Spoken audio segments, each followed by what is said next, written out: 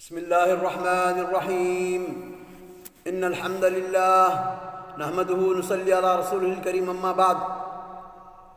ناظرین کرام، آپ لوگوں سے گزارش یہ ہے کہ جو لوگ ہمارا چینل یوٹیوب چینل حافظ محمد عبدالعزیز اور فیس بک آئی ڈی ابو معاذ کو سبسکرائب اور شیئر نہیں کیے ہیں تو جلد سے جلد سبسکرائب کر لیں تاکہ آپ لوگوں کو ہماری تمام نوٹیفیکیشنز ملتی رہیں.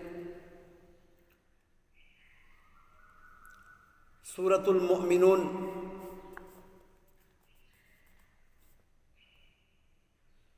آیت نمبر 15. اللہ تعالیٰ ذکر کیے ہیں یہاں پر انسان کی پیدائش، انسان کی تخلیق کے مختلف مراحل جو ہم کل سن چکے ہیں. اس کے بعد آیت ہے ثم انکم بعد ذلک لمیتون، یعنی انسان کی تخلیق کے جمیع مراحل بیان کرنے کے بعد اللہ تعالیٰ فرماتے ہیں اس کے بعد تم ہمارے پاس لوٹ کر آؤ گے، تم کو موت ہو جائے گی، تم ایکسپائر ہو جائیں گے دنیا میں، اس کے بعد تم کو حساب کتاب دینا ہے، اس کے بعد پھر تم سب یقیناً مر جانے والے ہو. ثم انکم یوم القیامت تبعثون، پھر قیامت کے دن بلا شبہ تم سب اٹھائے جاؤ گے. تو قیامت کے دن کا ہم کو اقرار ضروری ہے، یہ ایمان کا جز ہے، ایمان کی جو ہے نا شرط ہے. یعنی جب تک کہ قیامت کا دن کا اور اٹھائے جانے کا اور حساب کتاب کا آدمی قائل نہ ہوگا اس کا ایمان مکمل نہ ہوگا. جیسا کہ ہے آمنت باللہ کما ہوا اسماءہ و صفاتہ، یعنی ہم ایمان لائے ہیں جمیع یہ امور پر، یعنی آمنت باللہ و ملائکتہ و کتبہ و رسلہ والیوم الآخر والقدر خیرہ من اللہ تعالی والبعث بعد الموت. تو یہ تمام چیزوں پر ایمان لانا مسلمان کا یہ ایمان ہوتا ہے، ایمان یہ شرط ہے. اللہ تعالیٰ فرماتے ہیں کہ وَلَقَدْ خَلَقْنَا فَوْقَكُمْ سَبْعَ طَرَائِقَ وَمَا كُنَّا عَنِ الْخَلْقِ غَافِلِينَ، ہم نے تمہارے اوپر 7 آسمان بنائے ہیں اور ہم مخلوقات سے غافل نہیں ہیں. اللہ تعالیٰ فرماتے ہیں کہ ہم 7 تمہارے اوپر چھت جیسا آسمان بنائے ہیں، 7 ایک کے بعد ایک کے بعد ایک کے بعد ایک کے بعد، اور ان دونوں کے بیچ میں جو فاصلہ ہے وہ بھی ذکر کیے ہیں اللہ تعالیٰ احادیث کے اندر. اور فرماتے ہیں یہاں پر فرما رہے ہیں کہ ہم ان آسمانوں کو بنائے ہیں اور تھام کے رکھے ہیں تاکہ وہ تمہارے پر گر نہ جائیں، اور ہم مخلوقات سے غافل نہیں. پیدا کرنے کے بعد ہم ان کے تمام افکار تمام پر جو ہے نا نظر رکھے ہوئے ہیں اور غافل نہیں ہیں. 7 طرائق، طریقہ اسے کہتے ہیں، یعنی آدمی جب راستہ طریقہ سے مراد آسمان ہے. اوپر تلے چیز کو بھی طریقہ کہتے تھے عرب. آسمان بھی اوپر تلے ہیں اس لیے انہیں طرائق کہا ہے. اور یہ طرائق جو ہے بمانے راستہ، اس طریق سے جاؤ اس طریق سے جاؤ بولتے نا، طریق یعنی راستہ چلنے کی جگہ. آسمان ملائکہ کے آنے جانے یا سیاروں کی گزرگاہیں ہیں. جیسا کہ سورج ایک اپنے محور پر چلتا ہے، چاند اپنے محور پر گھومتا ہے، اور سیارے گیلیکسیز و تمام پورے اپنے محور پر گھومتے ہیں. تو یہ چلنے کی جگہ ان لوگوں کی ہے، تو گزرگاہ، اس لیے انہیں طرائق قرار دیا اللہ تعالیٰ. الخلق سے مراد مخلوق ہے، یعنی آسمانوں کو پیدا کر کے ہم اپنی زمین مخلوق سے غافل نہیں ہو گئے، بلکہ ہم نے آسمانوں کو زمین پر گرنے سے محفوظ رکھا ہے تاکہ مخلوق ہلاک نہ ہو. یا یہ مطلب ہے کہ ہم مخلوق کے مصالح اور ان کی ضروریات زندگی سے غافل نہیں ہو گئے، بلکہ ہم اس کا انتظام کرتے ہیں اور اسے چلاتے ہیں. وَأَنزَلْنَا مِنَ السَّمَاءِ مَاءً بِقَدَرٍ فَأَسْكَنَّاهُ فِي الْأَرْضِ وَإِنَّا عَلَى ذَهَابٍ بِهِ لَقَادِرُونَ. اور فرماتے ہیں اللہ تعالیٰ وَأَنزَلَ مِنَ السَّمَاءِ مَاءً، اور ہم نے آسمان سے پانی بارش برسائی، پانی برسایا، بقدر، ایک قدر کے مطابق جتنی تم کو ضرورت ہے، فاسکنہ فی الارض، اور ہم نے اس زمین پر ٹھہرایا، جتنا چاہے زمین پی، اس ہماری اجازت کے بغیر وہ بھی نہیں کر سکتی زمین بھی، تو جتنا ہم اس کو مقدر میں رکھے ہیں زمین کے پانی چوسنا، وہ چوستی ہے، تمہارے لیے جو ہے نا اس کو فائدہ مند ہے۔ وَإِنَّ عَلَىٰ ذَهَابٍ بِهِ لَقَادِرُونَ، اور ہم اس کو قدرت رکھتے ہیں اس کو لے جانے کی بھی۔ اللہ تعالیٰ دوسری جگہ فرماتے ہیں کہ اگر ہم پانی زمین میں سے بھی کھینچ لیں گے تو تم کیا کریں گے؟ تو دیکھ رہے ہیں آپ ہر گھر میں بور، ہر جگہ بور، تو پانی زمین میں سے نیچے اترتے جا رہا ہے۔ پہلے 100 200 300 فٹ پہ پانی آتا تھا، اب 500 900 1000 10,000 مارنے کے بعد بھی پانی نہیں ہے۔ تو یہ اللہ تعالیٰ فرماتا ہے کہ وَإِنَّ عَلَىٰ ذَهَابٍ بِهِ لَقَادِرُونَ، ہم پوری کی پوری مکمل قدرت رکھتے ہیں، جتنا پانی دینا ہے تم کو دیں گے، جتنا کھینچ لیں نا کھینچ لیں گے۔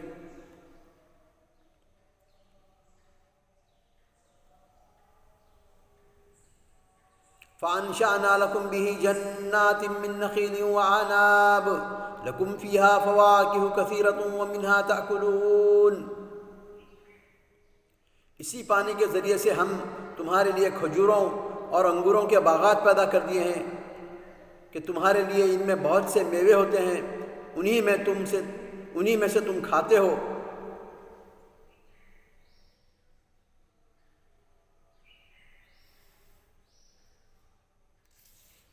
یعنی یہ انتظام بھی کیا کہ سارا پانی برس کر فوراً بہہ نہ جائے اور ختم نہ ہو جائے، بلکہ ہم نے چشموں، نہروں، دریاؤں اور تالابوں اور کنوؤں کی شکل میں اسے محفوظ بھی کیا ہے، کیونکہ ان سب کی اصل بھی آسمانی بارش ہی ہے، تاکہ ان ایام میں جب بارشیں نہ ہوں یا ایسے علاقے جہاں بارش کم ہوتی ہے، پانی کی ضروریات زیادہ ہے، اس سے پانی حاصل کر لیا جائے زمین کے اندر سے۔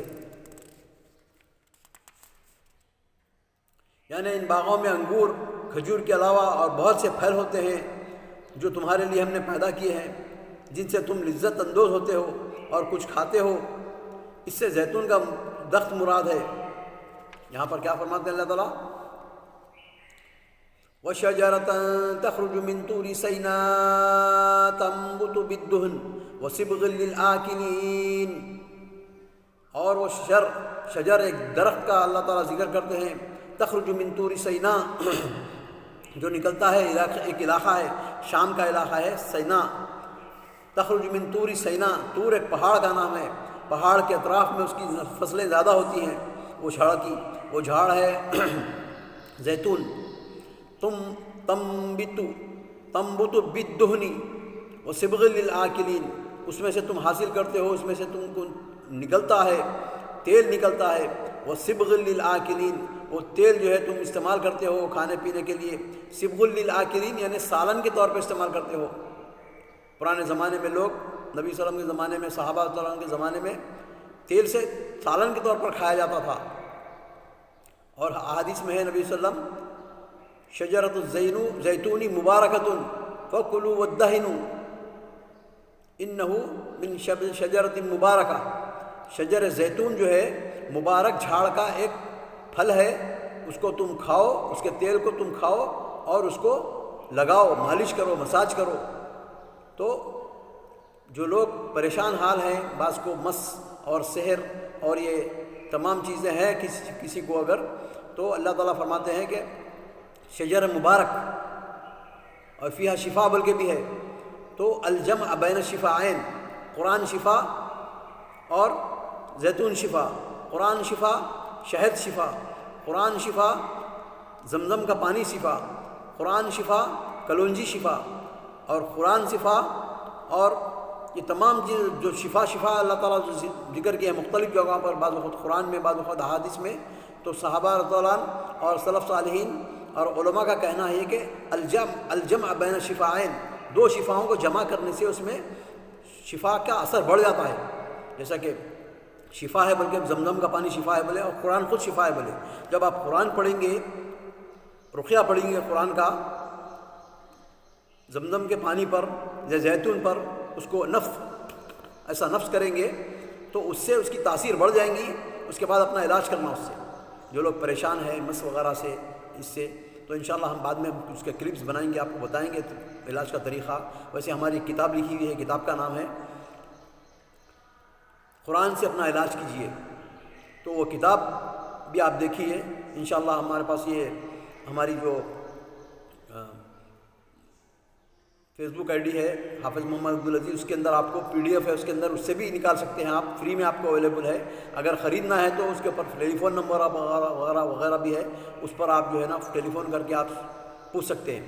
تو اللہ تعالیٰ فرماتے ہیں کہ وَشَجَرٌ تَخْرُجُ مِن طُورِ سِيْنَاءَ تَنبُتُ بِالدُّهْنِ وَصِبْغٍ لِّلْآكِلِينَ، وہ ایسا جھاڑ ہم نے تمہارے لیے پیدا کیا ہے، طور سینا سے نکلتا ہے، تنبت بالدہن، اس سے آپ حاصل کرتے ہو تیل، کھانے کے لیے، استعمال کرنے کے لیے، جلانے کے لیے، صبغ للآکلین، سالن کے طور پر۔ اگر سالن نہیں ہے اگر تو آدمی ڈبا کے روٹی اس سے کھا سکتا تھا، صحابہ تعالیٰ سالن کے طور پہ کھاتے تھے۔ صبغ اس کو کہتے ہیں، کلر کو کہتے ہیں، جب سالن میں روٹی ڈالی جاتی ہے تو روٹی رنگدار ہو جاتی ہے، تو اس کو بولتے ہیں صبغ للآکلین۔ اللہ تعالیٰ سے دعا ہے کہ ہم کو قرآن پڑھنے کی، سمجھنے کی، عمل کرنے کی اور قرآن سے شفا حاصل کرنے کی توفیق عطا فرما۔ وآخر دعوانا الحمدللہ رب العالمین۔